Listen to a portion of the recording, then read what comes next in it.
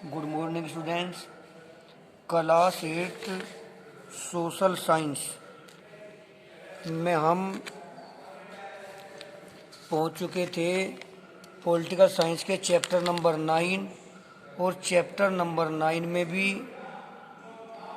आज हमारा स्टार्ट होता है पेज नंबर 249।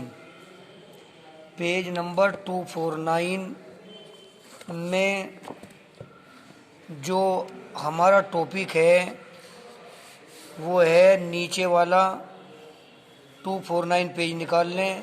और इसमें प्राइवेटाइजेशन ऑफ पब्लिक फैसिलिटीज़ की जो पब्लिक फैसिलिटीज़ का निजीकरण किया गया है इसके बारे में यहाँ पर बताया गया है।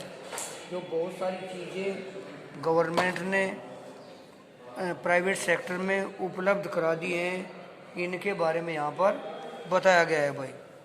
तो इसमें देखिए, in order to cope with every rising demand of public facilities and to manage them effectively, the government has handed over the responsibility of some of these facilities to private companies.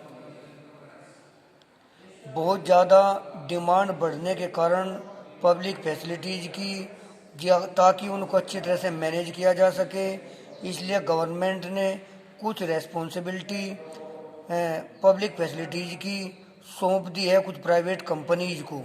However this is not a viable solution in the long run. हालांकि ये लंबे समय तक इसका कोई अपने आप में अच्छा समाधान नहीं है। The facilities may not reach all sections of the people equally as private companies provide these facilities to areas where they can make a profit. इस प्रकार की जो फैसिलिटीज़ हैं वे समाज के सभी लोगों तक बराबर पहुंच नहीं पाती है, क्योंकि प्राइवेट कंपनी फैसिलिटीज़ उन लोगों को प्रोवाइड करवाती है उन क्षेत्रों में जहां पर कि उसे लाभ होता है। Most of the public facilities are not profit making business. बहुत सारी पब्लिक फैसिलिटीज़ ऐसी होती हैं जो प्रॉफिट मेकिंग नहीं होती हैं, उससे इन कंपनियों को फ़ायदा नहीं होता है। ये उनका लिए एक मतलब यह प्रॉफिट का बिजनेस नहीं होता है। Educational institutions, medical facilities, road construction and water supply are profitable in developed cities as compare to rural areas. जैसे कि एजुकेशनल इंस्टीट्यूशंस हैं जो प्राइवेट सेक्टर में खुली हुई हैं, मेडिकल फैसिलिटीज़ हैं जो शहरों में खुली हुई हैं, रोड कंस्ट्रक्शन है या वाटर सप्लाई है, ये प्रॉफिटेबल तो हैं, लाभदायक तो हैं, लेकिन ये लाभदायक कहाँ पर है? इन डेवलप्ड सिटीज़, जो विकसित शहर हैं वहाँ पर ये लाभदायक हैं as compare to rural areas, ग्रामीण क्षेत्रों के मुकाबले। Many of these private companies would not be able to ensure that the public facilities are provided to all the parts of the country equally. बहुत सारी ये प्राइवेट कंपनियां इस बात में सक्षम नहीं हो पाती हैं कि वे सभी पब्लिक फैसिलिटीज को जो है देश के सभी हिस्सों में बराबर रूप से पहुंचा सके।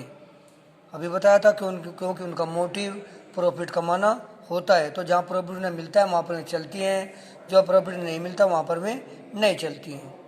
प्राइवेटाइजेशन में actually result in unequal distribution of the resources and further increase in discrepancy between the rural and urban areas, जिसके परिणाम स्वरूप जो निजीकरण है वो जो है उससे अनइक्वल डिस्ट्रीब्यूशन होता है रिसोर्सेज का सही डिस्ट्रीब्यूशन नहीं हो पाता है, जिससे समाज के अंदर एक डिस्क्रिपेंसी यानी कि विसंगति पैदा हो जाती है ग्रामीण और शहरी एरियाज में। इसके बाद देखिए आगे क्या कहा है कि let us take an example of municipal water supply can not met the needs of all the local people. Areas close to the water storage points have better access to these facilities, whereas colonies that are situated farther lack regular supply। ये कहता है, जैसे कि एक उदाहरण ले लीजिए, जो म्यूनिसिपल वाटर सप्लाई है, जो शहरों में नगर पालिका के द्वारा वाटर सप्लाई की जाती है, वो सभी लोकल के पीपल को अच्छी तरह से नहीं मिल पाती हैं। जो वाटर स्टोरेज के, जहाँ पर वाटर स्टोर किया जाता है, टंकी होती है, उसके नज़दीक के जो एरिया होते हैं, वहाँ पर उनको जो है अच्छी सुविधा मिल जाती है, अच्छी पहुँच में उन्हें पानी उपलब्ध हो जाता है, ये फैसिलिटीज़ मिल जाती हैं। जबकि वे कॉलोनीज जो सिचुएटेड हैं, स्थित हैं फार्दर लैक रेगुलर सप्लाई, उस रेगुलर सप्लाई से दूर, उनको ये सुविधा अच्छी प्रकार से नहीं मिल पाती है। आगे बताया गया इसी में ही, hence the handle this storage water supply in the suburbs of some major cities is done through tankers at a price that may not be affordable by everybody। ये कहता है कि इस शॉर्टेज को हैंडल करने के लिए जो वाटर सप्लाई होती है, जो उस सबरब्स में जो उपनगर होते हैं, उनमें जो शहरों के बहुत सारे उपनगर होते हैं, वहाँ पर भेजी जाती है। कहीं के द्वारा? टैंकर के द्वारा। एक उनसे कीमत वसूल की जाती है, लेकिन वो इतनी कीमत होती है कि उसको सब लोग अफोर्ड नहीं कर पाते हैं, सब लोग उसे नहीं ले पाते हैं, क्योंकि उनका इतना बजट नहीं होता है। दिस शॉर्टेज और scarcity affect the poor and the middle class more than the richer section, as they cannot cope with the financial burden of digging borewells or buying water from the tankers। ये जो shortage है और जो scarcity है, जो कमी है, ये प्रभावित करती है गरीब लोगों को, और जो मिडिल क्लास के फैमिली के लोग हैं, रिचर सेक्शन के मुकाबले ज़्यादा उनको प्रभावित करती है, क्योंकि वे फाइनेंशियल रूप से इतने बर्डन को सहन नहीं कर पाते हैं, वे बोरवेल नहीं खोद पाते हैं, वे पानी को भी टैंकर वगैरह से खरीद नहीं पाते हैं।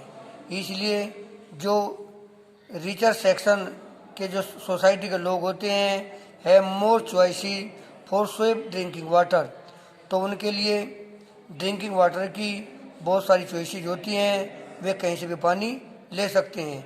As they can afford water purifiers और बोटल्ड वाटर, वे जो वाटर उन्हें मिलता है, उस वाटर को वे प्योरीफाई भी कर सकते हैं, या बोटल्ड वाटर का भी वे इस्तेमाल कर सकते हैं, तो उनको कोई प्रॉब्लम नहीं होती है। जो भी प्रॉब्लम होती है वो गरीब और मिडिल तबके के लोगों को होती है। तो कहने का मकसद ये है कि जो निजीकरण किया जा रहा है प्राइवेट फैसिलिटीज़ का, इसका फ़ायदा केवल अमीर लोगों को हो रहा है, गरीब लोगों को इसका कोई फ़ायदा नहीं हो रहा है।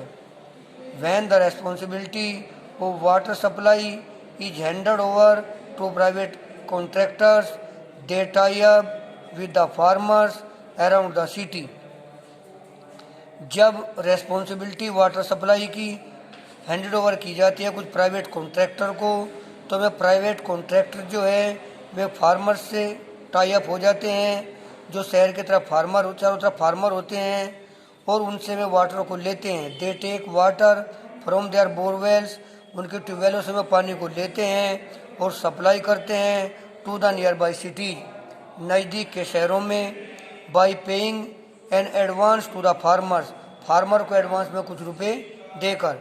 This is not only result in shortage for water for agriculture purposes but also affect the productivity and the yield. ये अपने आप में कोई समाधान नहीं है, क्योंकि एक तो एग्रीकल्चर पर्पज के लिए पानी की कमी पड़ जाती है, और इससे किसानों की प्रोडक्टिविटी, जो फसल की प्रोडक्टिविटी है वो प्रभावित होती है, उसकी यील्ड, जो उसकी फसल है वो कम निकलती है, तो उसकी यील्ड भी उससे प्रभावित होती है।